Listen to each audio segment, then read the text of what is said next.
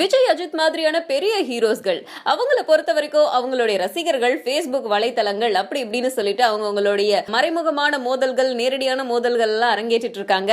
அது ஒரு பக்கம் இருக்க, நடிகர் சங்கம் இளவட்ட நடிகர்கள் எல்லாரையும் ஒன்னா சேர்த்து பல கட்ட நடவடிக்கைகளை எடுத்துட்டு இருக்காங்க, நல்ல விஷயங்கள் பண்ணிட்டு இருக்காங்க. அப்படி இருந்தாலும் சினிமா வட்டாரத்துல சில இளம் நடிகர்களுக்கு மத்தியில ஒரு மறைமுகமான போட்டிகள் இருக்கதான் செய்யுது.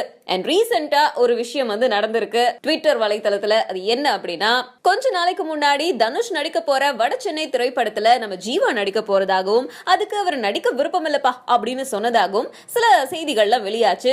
ஜீவா நடிக்க மறுத்துட்டாரா அப்படின்னா அந்த படம் ஹிட்டே அப்படின்னு நம்ம தனுஷ் பதில் கமெண்ட் அடிச்சிருக்காரு. இதுதான் ஒரு சின்ன பிரச்சனை உருவாறதுக்கு காரணமாயிட்டு இருக்கு. இதனால காண்டான நம்ம ஜீவா என்ன பண்ணிட்டாரு அப்படின்னா, வட சென்னை படத்துல என்ன அணுகினது உண்மைதான், ஆனா அதை பத்தி தனுஷ் சொல்லி இருக்கிறது முழுமையா ஏற்றுக்கொள்ள முடியாத ஒண்ணு.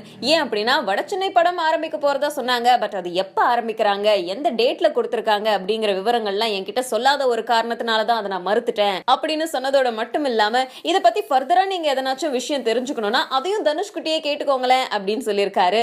சோ இதுல இருந்தே ஜீவாவோட மறைமுகமான காண்டு தெரிய வருது. ஜீவா மட்டும் இல்லாம சித்தார்த் கூட ஒரு வகையில நம்ம தனுஷ் மேல காண்டா இருக்காராம். அது எதனால காண்டா இருக்காரு, அந்த காண்டுக்கு பின்னாடி என்ன விஷயம் மறைஞ்சிட்டு இருக்கு அப்படிங்கிற விவரங்கள் தெரியல.